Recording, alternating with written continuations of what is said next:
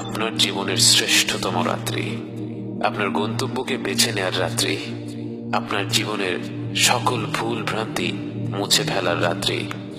আপনারই দ্বার প্রান্তে একটি রাত যা হাজার মাসের চেয়েও উত্তম, একটি রাত যা জীবন ভর ইবাদত করার চেয়েও উত্তম।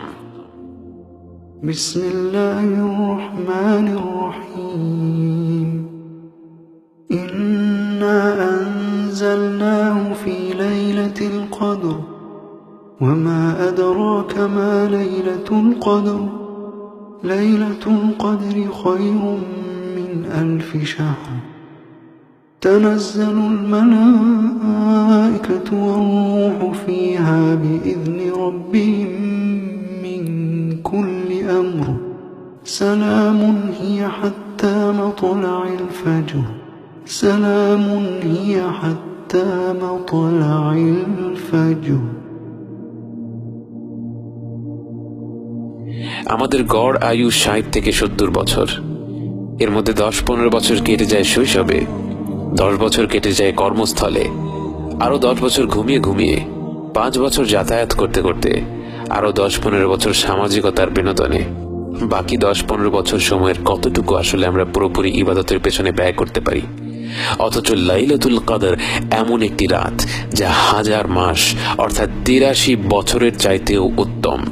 এর মানে এই একটি রাত যদি আমরা সম্পূর্ণভাবে আন্তরিকতার সাথে ইবাদত করতে পারি, এর মূল্য হবে জীবন ভর প্রতিটি মুহূর্তে, প্রতিটি ক্ষণে আল্লাহর কথা স্মরণ করে তার ইবাদত করে কাটিয়ে দেওয়ার চেয়েও উত্তম, এর চাইতেও মর্যাদাপূর্ণ। লাইলাতুল কদর এমন একটি উপহার যা পেলে মনে হয় আল্লাহ তাআলা আসলে আমাদেরকে জান্নাতে পাঠিয়ে দেওয়ার জন্য কারণ খুঁজছেন, অজুহাত খুঁজছেন। আমাদের প্রত্যেকে গুনাহগার, কেউ নামাজ বাদ দিই তো কেউ মিথ্যা কথা বলি, কেউ বাবা মায়ের সাথে খারাপ ব্যবহার করি, কেউ জিনায় লিপ্ত, কেউ মদ খেয়েছি, কেউ মাদকে আসক্ত। কত রকম ভুল ভ্রান্তিতে আমরা ডুবে আছি, অথচ আল্লাহ তাআলা আমাদের কারো জন্য লাইলাতুল কদরের মতো মহিমান্বিত রাত্রির দরজা বন্ধ করে দেননি, বরং এই রাত্রিটি যেন খাসভাবে আমাদের জন্যই তৈরি করা হয়েছে। আমাদের প্রতি আল্লাহর রহমত ও ভালোবাসা সত্যিই আমাদের কল্পনা শক্তির বাইরে। প্রথমত জেনে নিই লাইলাতুল কদর কবে। রাসূল সাল্লাল্লাহু আলাইহি ওয়াসাল্লাম বলেছেন, তাহাররাউ লাইলাতুল কদরি ফিল আশরিল আওয়াখিরি মিন রমাদান। লাইলাতুল কদরকে রমাদানের শেষ 10 রাত্রিতে খোঁজো। এটা সত্যি যে এছাড়াও অন্যান্য হাদিসে 10 রাত্রির বেজোড় রাতগুলো 27-এর রাত, 25-এর রাত, 29-এর রাত সহ বিভিন্ন রাতের কথা এসেছে, কিন্তু এ ব্যাপারে কোনো সন্দেহ নেই যে পুরোপুরি নিশ্চিতভাবে লাইলাতুল কদর পাওয়ার একমাত্র উপায় হচ্ছে শেষ 10 রাত্রির প্রতিটি রাতেই এর ইবাদত করা। মনে করুন একটি লটারি হচ্ছে, আপনাকে বলা হলো 1 থেকে 10 নম্বর টিকিটের মধ্যে যে কোনো একটি অবশ্যই জিতবে। আপনি কি তখন কোনো টিকিট বাদ রাখবেন? টিকিটের দাম যতই হোক না কেন, লটারি জেতার পুরস্কার তার থেকে লক্ষ গুণে বেশি।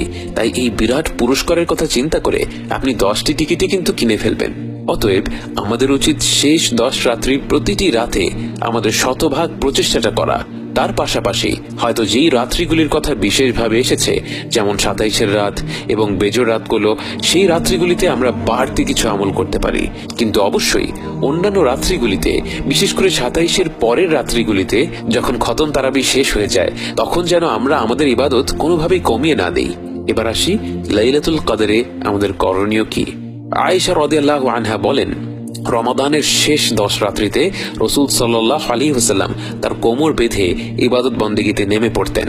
অর্থাৎ বাকিটা সময় তিনি যতটা ইবাদত করতেন, রমাদানের শেষ 10 রাত্রিতে তিনি সেই ইবাদতের পরিমাণ আরো বাড়িয়ে দিতেন।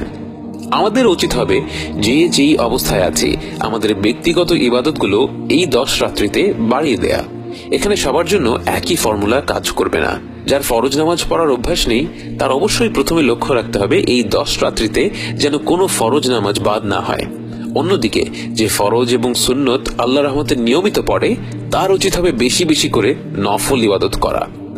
লাইলাতুল কদরের রাত্রিকে পুরোপুরি কাজে লাগানোর জন্য একটি চমৎকার সুযোগ হচ্ছে ইশা ও ফজরের নামাজ মসজিদে জামায়াতের সাথে আদায় করা। কেননা রাসূল সাল্লাল্লাহু আলাইহি ওয়াসাল্লাম বলেছেন, যে ব্যক্তি জামাতের সাথে ইশা ও ফজরের নামাজ আদায় করবে সে যেন সারা রাত নামাজ পড়ল। অর্থাৎ আপনি জামাতের সাথে এশা ও ফজরের নামাজ আদায় করলে আপনি পুরো রাত্রি নামাজ পড়ার সওয়াব পেয়ে যাবেন। এরপর আপনি বাড়তি যাই করেন না কেন সেটা হবে বোনাস। অতএব আমাদের প্রত্যেকের লক্ষ্য থাকা উচিত, আর কোনো ইবাদত হোক না হোক, রমাদানের শেষ রাত্রিতে যেন অবশ্যই এশা এবং ফজরের নামাজ মসজিদে জামাতের সাথে আদায় করা হয়। অন্যদিকে তারাবির নামাজ ইমামের পেছনে পুরোটা শেষ করলে, অর্থাৎ ইমাম 8 রাকাত পড়লে 8 রাকাত, 20 রাকাত পড়লে 20 রাকাত, 100 রাকাত পড়লে 100 রাকাত, ইমাম যত রাকাত নামাজই পড়ুক না কেন তার পেছনে পুরো নামাজ শেষ করলেও পুরো রাত্রি নামাজ পড়ার সওয়াব পাওয়া যাবে। কিন্তু এ ব্যাপারে কোনো সন্দেহ নেই যে ইবাদতের ক্ষেত্রে রাসূল সাল্লাল্লাহু আলাইহি ওয়াসাল্লামের মনোযোগ ছিল সৌন্দর্য ও আন্তরিকতার দিকে। তিনি নামাজে লম্বা লম্বা সূরা তিলাওয়াত করতেন এবং রুকু এবং সিজদাতে দীর্ঘ সময় নিয়ে দোয়া করতেন। নামাজে দাঁড়িয়ে সূরা পড়ার সময় জাহান্নামের আয়াত আসলে তিনি তিলাওয়াত থামাতেন, থামিয়ে আল্লাহর কাছে জাহান্নামের আগুন থেকে রেহাই চাইতেন। জান্নাতের আয়াত আসলে আল্লাহর কাছে জান্নাত লাভের জন্য দোয়া করতেন। তার ইবাদতের প্রতিটি উচ্চারণেই ছিল আন্তরিকতা, আল্লাহর সাথে ঘনিষ্ঠ সম্পর্ক তৈরির চেষ্টা।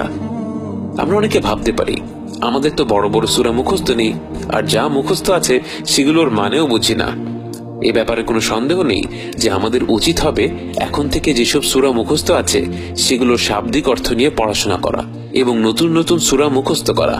কিন্তু এই শেষ 10 রাত্রি যেহেতু চলেই এসেছে, আমরা এই সময়টায় রুকু এবং সিজদায় বেশি বেশি দোয়া করার মাধ্যমে আমাদের নামাজকে সুন্দর করে তুলতে পারি।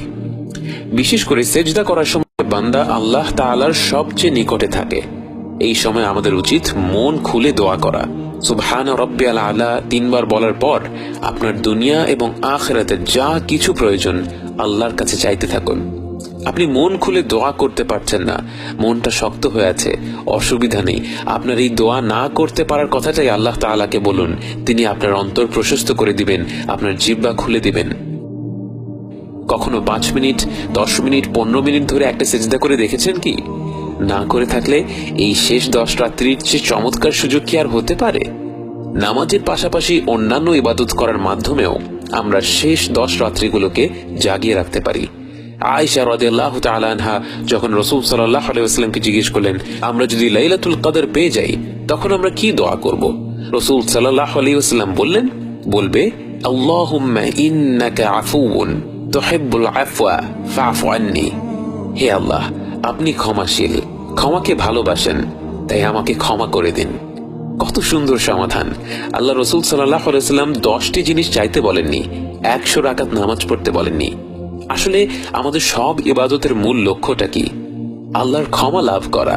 আল্লাহর ক্ষমা পেয়ে গেলে আমাদের দুনিয়া এবং আখিরাতের আর কোনো কিছুই লাগবে না। তাই রাসূল সাল্লাল্লাহু আলাইহি ওয়াসাল্লাম এই দোয়াটাই আমাদেরকে মহিমান্বিত রাত্রিতে বেশি বেশি করে করতে বলেছেন। সেই সাথে যেই বোনদের এই সময় নামাজ থাকবে না, তারাও অন্যান্য জিকির আজকারের পাশাপাশি আল্লাহর কাছে হাত তুলে এই দোয়াটি বেশি বেশি করার মাধ্যমে লাইলাতুল কদরের পুরো ফজিলতটাই আদায় করতে পারবেন। শ্রেষ্ঠ এই মাসের শেষ 10 রাত্রি হলো আপনার ব্যক্তিগত ক্যানভাস। নামাজ, কোরআন তেলাওয়াত, দোয়া, জিকির, সাদাকা, এই সব ইবাদতগুলো হলো আপনার রং। 1000 মাসের চেয়ে উত্তম এই রাতটিকে আপনার মনের মতো রং দিয়ে রাঙিয়ে দিন। যদি সারা রাত শুধু নামাজ পড়ে কাটিয়ে দিতে চান তাতেও কোনো বাধা নেই। যদি একটু আধটু করে ঘুরে ঘুরে বিভিন্ন ইবাদত করতে চান তাতেও কোনো বাধা নেই। এই রাত জুড়ে গোটা মহাবিশ্বের কানায় কানায় ফেরেশতা দিয়ে ভরে যায়। তারা তাদের রবের ইবাদত করতে থাকে, গুণগান গাইতে থাকে। 10টি রাত তাদের সাথে যোগ দিন, অনন্তকাল এর প্রতিদান উপভোগ করুন। আল্লাহ আমাদের সবাইকে লাইলাতুল কদর পাওয়ার এবং ইবাদত দিয়ে জাগিয়ে তোলার তৌফিক দিন। আমিন।